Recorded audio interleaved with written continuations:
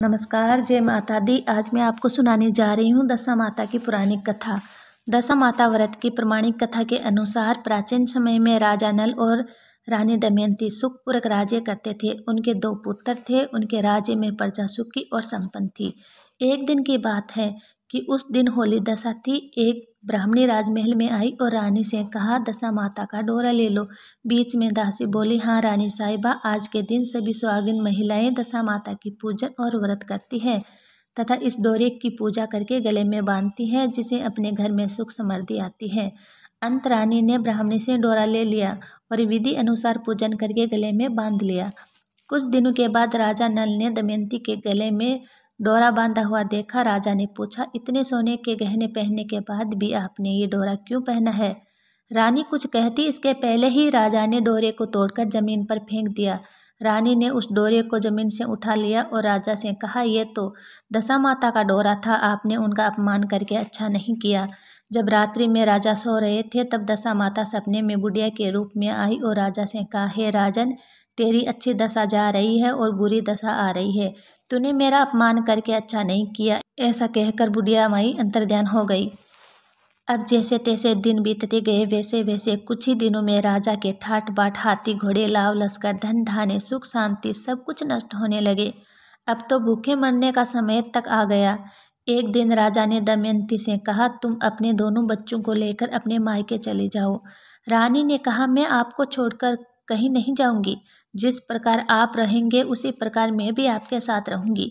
तब राजा ने कहा, अपने देश को छोड़कर दूसरे देश में चले, वहाँ जो भी काम मिल जाएगा वही काम कर लेंगे। इस प्रकार नल दमयंती अपने देश को छोड़कर चल दिए। चलते चलते रास्ते में भील राजा का महल दिखाई दिया। वहाँ राजा ने अपने दोनों बच्चों को अमानत के तौर पर छोड़ दिए। आगे चले तो रास्ते में राजा के मित्र का गांव आया। राजा ने रानी से कहा, चलो हमारे मित्र के घर चले। मित्र के घर पहुंचने पर उनको खूब आदर सत्कार हुआ और पकवान बनाकर भोजन कराया। मित्र ने अपने शयन कक्ष में सुलाया। उसी कमरे में मोर की आकृति की खूंटी पर मित्र की पत्नी का हीरो जड़ा कीमती हार टंगा था। मध्य रात्रि में रानी की नींद खुली तो उन्होंने देखा कि वह बेजान खूंटी हार को निगल रही है। ये देखकर रानी ने तुरंत राजा को जगाकर दिखाया और दोनों ने विचार किया कि सुबह होने पर मित्र के पूछने पर क्या जवाब देंगे। अंत यहाँ से इसी समय चले जाना चाहिए। राजा रानी दोनों रात्रि को ही वहाँ से चल दिए। सुबह होने पर मित्र की पत्नी ने खूंटी पर अपना हार देखा। हार वहाँ नहीं था।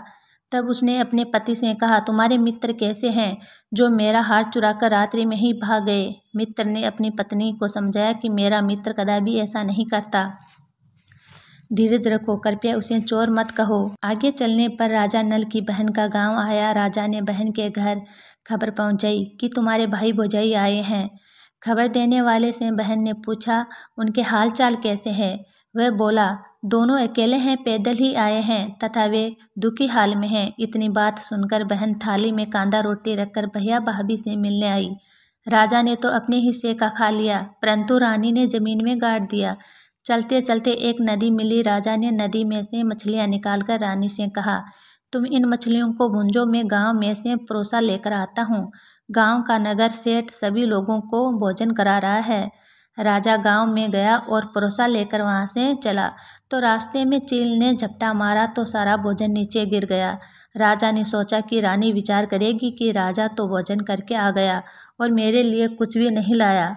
उधर रानी मछलियां भूंजने लगी तो दुर्भाग्य से सभी मछलियां जीवित होकर नदी में चली गई।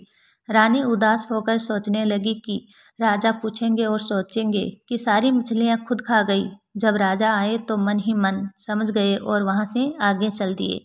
चलते चलते रानी के मायके का गांव आया। राजा ने कहा, तुम अपने मायके चली जाओ, वहां दासी का कोई भी काम कर लेना, मैं इसी गांव में कहीं नौकरी कर लूँगा। इस प्रकार रानी महल में दासी का काम करने लगी और राजा तेली के गहने पर काम करने लगा। दोनों को काम करते बहुत दिन हो गए। जब होली दशा का दिन आया तब सभी रानियां ने सिर धोकर स्नान किया। दासी ने भी स्नान किया। दासी ने रानियों का सिर गूंथा तो राजमाता ने कहा, मैं भी तेरा सिर गूंथ देती हूँ। ऐसा कहकर राजमाता जब दासी का सिर गूंथ रही थी तब उन्होंने दासी के सिर में पदा देखा। ये देखकर राजमाता की आंखें भर आई और उनकी आंखों में से आंसू की बूंदें गिरी। आंसू जब दासी की पीठ पर गिरे तो दासी ने पूछा, आप क्यों रो रही हो? राजमाता ने कहा, तेरे जैसी मेरी भी बेटी है जिसके सिर में भी पदा था, तेरे सिर में भी पदा है। ये देखकर मुझे उसकी याद आ गई। तब दासी ने कहा, मैं ही आपकी बेटी हूँ। दशा माता के कोप से मेरे बुरे दिन चल रहे हैं, इसलिए यहाँ चली आई। माता ने कहा, बेटी तूने ये बात हमसे क्यों छिपाई? दासी ने कहा, माँ मैं सब कुछ बता देती तो मेरे बुरे दिन नहीं कटते। आज मैं दशा माता का व्रत करूँगी तथा उनसे गलती की क्षमा याचना करूँगी। अब तो राजमाता ने बेटी से पूछा, हमारे जमाई राजा कहाँ है? बेटी बोली, वे किसी गांव में तेली के घर का काम कर रहे हैं। अब गांव में उनकी खोज करवाई गई और उन्हें महल में लेकर आए। जमाई राजा को स्नान कराया, नया वस्त्र पहनाए और पकवान बनाकर उन्हें भोजन करवाया गया। अब दशा माता के आशीर्वाद से राजा नल और दमयंती के अच्छे दिन लौट आए। कुछ दिन वही बीतने के बाद अपने राज्य जाने को कहा। दमयंती के पिता ने खूब सारा धन, लाव, लश्कर, हाथी, घोड़े आदि देकर बेटी जमाई को विदा किया। रास्ते में वही जगह आई जहाँ रानी ने मछलियाँ को भूंदा था और राजा के हाथ से चील के झपटा मारने से भोजन जमीन पर गिरा था। तब राजा ने कहा, तुमने सोचा होगा कि मैंने अकेले भोजन कर लिया होगा, परंतु चील ने झपटा मारकर गिरा दिया था। अब रानी ने कहा, आपने सोचा होगा कि मैंने मछलियाँ भूनकर अकेले खा ली होगी, परंतु वे जीवित होकर नदी में चली गई थी। चलते चलते अब राजा की बहन का गांव आया। राजा ने बहन के यहाँ खबर भेजी।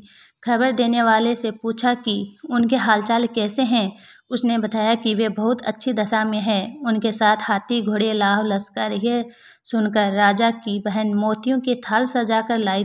तभी दमयंती ने धरती माता से प्रार्थना की और कहा, माँ आज मेरी अमानत मुझे वापस दे दो। ये कहकर उस जगह को खोदा जहाँ कांदा रोटी गाड़ दिया था। खोदने पर रोटी तो सोने की और कांदा चांदी का हो गया।